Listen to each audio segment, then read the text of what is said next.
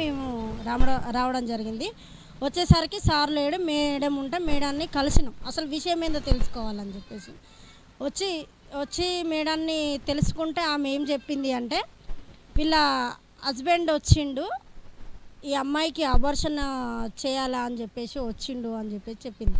చెప్పిన తర్వాత అట్లెట్లా చేస్తారు, మీరు చేయొద్దు కదా అంటే ఆమె ఏమన్నది అంటే ఫస్ట్ చేయలేదని మాట్లాడింది. తర్వాత మేము గట్టిగా అట్లెట్లుంటుంది, మీరు చేసిళ్ళు, నిన్ను గుర్తుపట్టింది ఆ అమ్మాయి అని చెప్పేసి మేము గట్టిగా మాట్లాడడం క్రమంలో అప్పుడు ఆమె ఒప్పుకున్నది.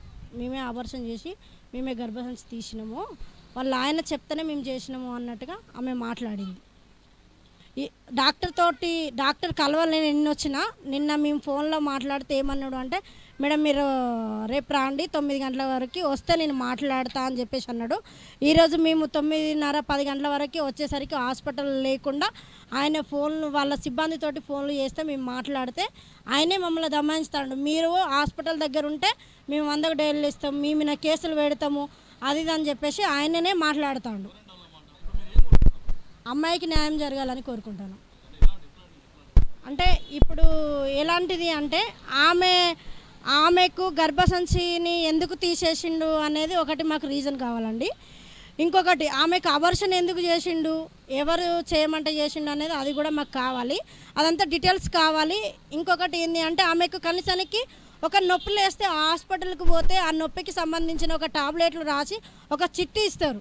కనీసానికి అలాంటిది ఏమీ లేకుండా ఆమెకు ఓన్లీ డిశ్చార్జ్ అయిన కార్డు మాత్రమే ఇచ్చారు. అది ఎందుకు జరిగింది అనేది మాకు ఇవన్నీ రీజన్ తెలియాలి.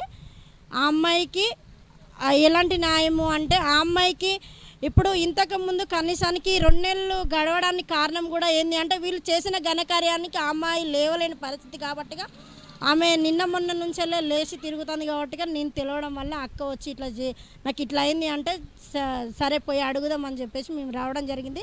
నిన్న ఇవాళ వచ్చిన డాక్టర్ స్పందించట్లేదు. ఏమన్నా ఉంటే ఇక్కడున్న సిబ్బందితోటే మాకు ఫోన్లో మాట్లాడడం జరుగుతుంది. ఆయన వెంటనే రావాలి. రాకపోతే ఇది ఎంత దూరమైనా వెళుతుంది, డిఎంహెచ్ఓ వారి దగ్గరికి వెళ్ళడం ఉంటుంది, కలెక్టర్ దగ్గరికి